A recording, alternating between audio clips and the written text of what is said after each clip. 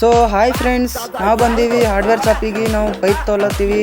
So ನಮ್ಮ ಭಯ pipe check ಕೊಡ್ಲತ್ತನ. ನಾವು ತೊಗೊಂಡಿಕ್ಕೆ ಸಂಗೆ ಪಕ್ಕದ ಅಂಗಡಿ ಬಂದಿಕ್ಕೇಸಿ ಸ್ಯಾಂಡ್ ಪೇಪರ್ ಕೇಳಿದೆವಿ. ಸ್ಯಾಂಡ್ ಪೇಪರ್ ತಾತ ಅಂಕಲ್ ಕೊಟ್ಟರು. ಸೊ ನೆಕ್ಸ್ಟು ನಾವು PVC ಅವೆಲ್ಲ ತೊಗೊಂಡಿಕ್ಕೆ ಬಂದೇವಿ. ಸೊ ನೆಕ್ಸ್ಟ್ ತೊಗೊಂಡೇವಿ ನಾವು ಗಮ್ಮು 743 ಮತ್ತು ಹಂಗೆ ಮನೆ ನಡ್ಕೊಂಡು ಹೋಗ್ಲತ್ತೀವಿ. ಸೊ ನಾವು ಮಾಡ್ಲತ್ತೀವಿ PVC ಸೀಟ್ಲಿಂತ ಗ್ಲೋಬಲ್ ಎಕ್ಸೆಲ್ ಟ್ರ್ಯಾಕ್ಟ್ರಿದು ಸ್ಟೇರಿಂಗ್ ಸಿಸ್ಟಮು. ಸೊ ಇದನ್ನೆಲ್ಲ ತೊಗೊಂಡು ನಾವು ಮನೆಗೆ ಬಂದು ನಮ್ಮ ರೂಮಿನಾಗ ಅಸೆಂಬಲ್ ಮಾಡ್ಕೊಂಡೇವಿ. ಸೊ ಏನೇನು ಪಾರ್ಟ್ಸ್ ಬೇಕಂತ ಎಲ್ಲ ಅಸೆಂಬಲ್ ಮಾಡ್ಕೊಂಡೇವಿ. ಸೊ ನೆಕ್ಸ್ಟು ನಾವು PVC ಸೀಟ್ ಕಟ್ ಮಾಡ್ದೇವಿ ಮತ್ತು ಹಂಗೆ ಅದನ್ನು ಹೀಟ್ ಮಾಡ್ದೇವಿ. ಮತ್ತು ನೀಟಾಗಿ ಹೀಟ್ ಮಾಡ್ಕೊಂಡಾಗಿದ್ಮ್ಯಾಗ ತಿರ್ಗಾ ನಾವು ಒಂದು ಪ್ಲೇವುಡ್ ತೊಗೊಂಡು ಫ್ಲ್ಯಾಟ್ ಮಾಡ್ದೇವಿ.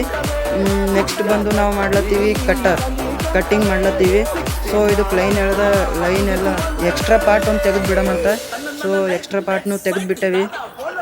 ಮತ್ತು ಹಂಗೆ ನಾವು ಹಾಕ್ಕೊಂಡೇವಿ ಲೈನ್ ಹಾಕ್ಕೊಂಡಾಗಿದ್ಮೇಲೆ ತಿರ್ಗಾ ಕಟ್ಟಿಂಗ್ ನಡೆದಾದ್ಮೇಲೆ ನಾವು PVC ಸೀಟು ತುಕಡ ಮಾಡಿಕೊಂಡು ಸ್ಯಾಂಡ್ ಪೇಪರ್ ಹಾಕ್ಮೇಲೆ ಉಜ್ಜಿದೇವಿ. ಮತ್ತು ಹಂಗೆ ಅದು ನೀಟಾಗಿ ಉಜ್ಜಿ ಆಗಿದ್ಮ್ಯಾಗ LB ತೊಗೊಂಡು ಅಂಟಿಸ್ದೇವಿ. ಮತ್ತು ಹಂಗೆ ಎಕ್ಸ್ಟ್ರಾ ಪಾರ್ಟ್ಗಳೆಲ್ಲ ಕಟ್ ಮಾಡಿ ನೀಟಾಗಿ ಉಜ್ಜಿದೇವಿ.